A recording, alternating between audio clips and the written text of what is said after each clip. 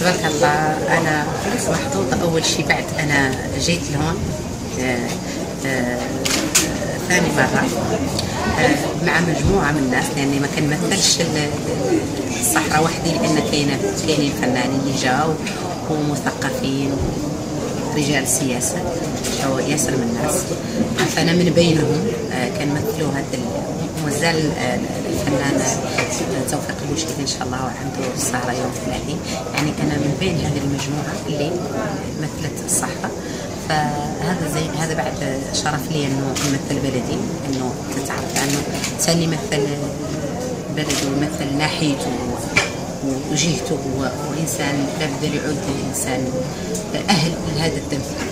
ماشي جهه ثانيه اني حظيت انني التقي بجمهور رائع كجمهور مدينه العريش، وهذا لا ارمي ورودا. ربما انكم حضرتوا السهره شفتوا على ان جمهور العريش جمهور من بين الجمهور اللي كيتمنى الفنان يغني لهم حبهم للثقافه المغربيه كامله بجميع الوانها، تحدث عن الثقافه الفنيه واحترامهم للفنان الواقف. فماني له نقول على انني جد مسؤوله، ولو من التعب، لانه كانت ورانا ياسر من الحفلات وياسر من السفريات، ولكن رغم كل هذا الشيء كامل ذا واحنا قدام هذا الجمهور الرائع. الناس المنظمين اصدقائنا بغض النظر على انهم منظمين مهرجان، فتربطني معهم من ذاك العام، خلاه يعني ربطتني معهم صداقه جميله جدا.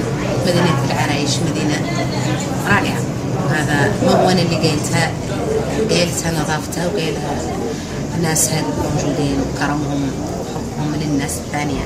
يعني نجوا انتم اهل الصحراء، انتم كذا، مرحبتي بكم وسهلا، بغض النظر عن اني كوني فنانه. يعني حتى ناس ثانيين يجوا اهل الصحراء يترحبوا بهم هون، وزين عندي، لا نقول لك على اني زين عندي، وهذا ظهر في كلامي هذا، وظهر كل شيء. إذا أستاذة راشدة، وأنت تحضر معنا بمدينة العرائش المرة الثالثة على ما أظن. المرة الثانية. إذا كانت المرة الثانية في المهرجان، ولكن الثالثة في العرائش على ما أظن. لا المرة الثانية في المهرجان، ولكن مرة ما فوق 40 وأنا نمشي للعرائش. إذا والجمهور يلقبك بسفيرة النوايا الحسنة وسفيرة الروح. أهل الصحراء يترحبوا بهم هون، وزين عندي، لا نقول لك على اني زين عندي، وهذا ظهر في كلامي هذا، وظهر كل شيء. إذا أستاذة راشدة، وأنت تحضر معنا بمدينة العرائش المرة الثالثة على ما أظن. المرة الثانية. إذا كانت المرة الثانية في المهرجان، ولكن الثالثة في العرائش على ما أظن. لا المرة الثانية في المهرجان، ولكن مرة ما فوق 40 وأنا نمشي للعرائش. إذا والجمهور يلقبك بسفيرة النوايا الحسنة وسفيرة الروح الترابية.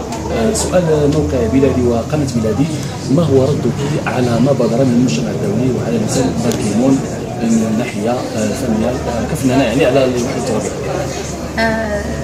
هذا كان ترجمته في أغنية اللي رديت عليها، وانت أظن أنك سمعتها ولا ما سمعتها.